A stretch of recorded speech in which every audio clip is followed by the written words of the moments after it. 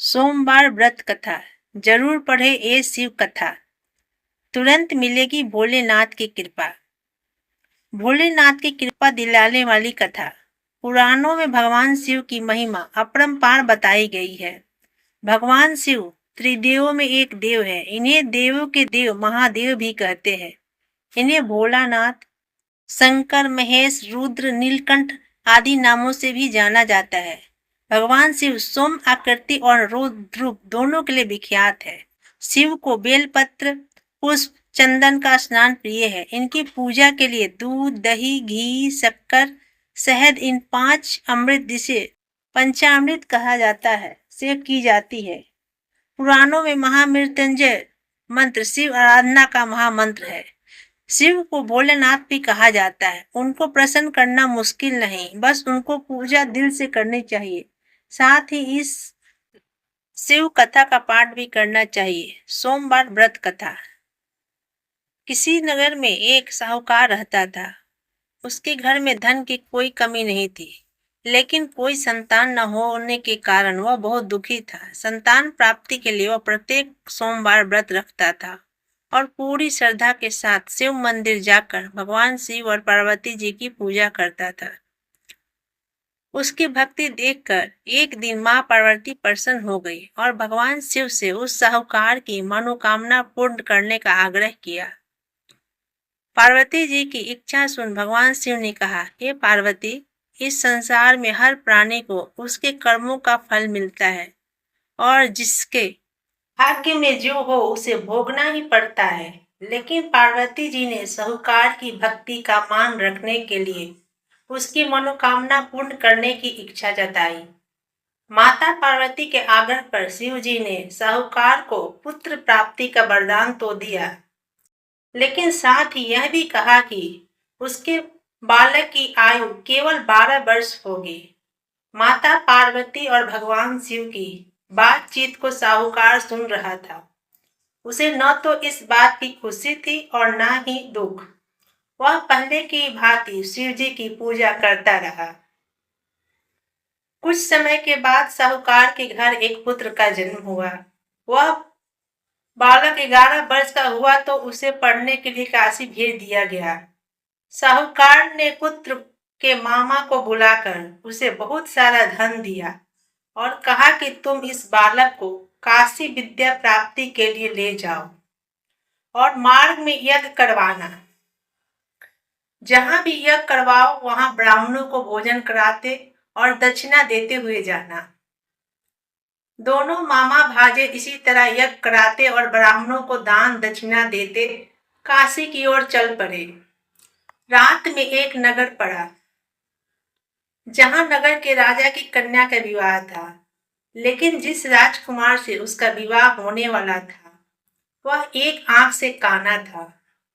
राजकुमार के पिता ने अपने पुत्र के काना होने की बात को छुपाने के लिए एक चाल सोची।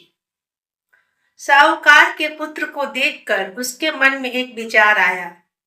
उसने सोचा, क्यों न इस लड़के को दूल्हा बनाकर राजकुमारी से विवाह करा दूं। विवाह के बाद इसको धन देकर विदा कर दूंगा और राजकुमारी को अपने नगर ले जाऊंगा। लड़के को दूल्हा के वस्त्र पहनाकर राजकुमारी से विवाह कर दिया गया।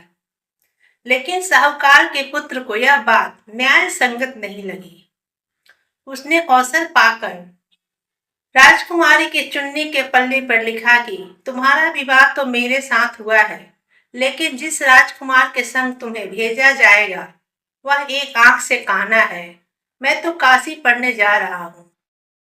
जब राजकुमारी ने चुन्नी पर लिखी बातें पढ़ी तो उसने अपने माता पिता को यह बात बताई। राजा ने अपनी पुत्री को विदा नहीं किया, जिससे बारात वापस चली गई।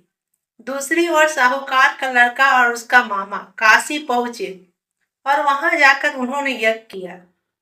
जिस दिन लड़के की आयु 12 वर्ष की हुई उसी दिन यज्ञ रखा गया। लड़के ने अपने मामा से कहा कि मेरी तबीयत कुछ ठीक नहीं है। मामा ने कहा कि तुम अंदर जाकर सो जाओ। शिव जी के वरदान अनुसार कुछ ही देर में उस बालक के प्राण निकल गए। मित्र भाजे को देख उसके मामा ने विलाप शुरू किया। संयोग बस उसी समय शिवजी और माता पार्वती उधर से जा रहे थे। पार्वती जी ने भगवान से कहा, स्वामी, मुझे इसके रोने के स्वर सहन नहीं हो रहा है। आप इस व्यक्ति के कष्ट को अवश्य दूर करें। जब शिवजी मृत बालक के समीप गए तो वो बोले कि यह उसी साहूकार का पुत्र है जिसे मैंने 12 वर्ष की आयु का वरदान दिया है। अब इसकी आयु पूरी हो चुकी है। लेकिन मातृभाव से विभोर माता पार्वती ने कहा कि हे महादेव, आप इस बालक को और आयु देने की कृपा करें, अन्यथा इसके वियोग में इसके माता पिता भी तड़प तड़प कर मर जाएंगे। माता पार्वती के आग्रह पर भगवान शिव ने उस लड़के को जीवित होने का वरदान दिया। शिव जी की कृपा से वह लड़का जीवित हो गया। शिक्षा समाप्त करके लड़का मामा के साथ अपने नगर की ओर चल दिया। दोनों चलते हुए उसी नगर में पहुंचे जहां उसका विवाह हुआ था। उस नगर में भी उन्होंने यज्ञ का आयोजन किया। उस लड़के के ससुर ने उसे पहचान लिया और महल में ले जाकर उसकी खातिरदारी की और अपनी पुत्री को विदा किया। इधर साहूकार और उसकी पत्नी भूखे प्यासे रहकर बेटे की प्रतीक्षा कर रहे थे। उन्होंने प्रण रखा था कि यदि उन्हें अपने बेटे की मृत्यु का समाचार मिला तो वह भी प्राण त्याग देंगे।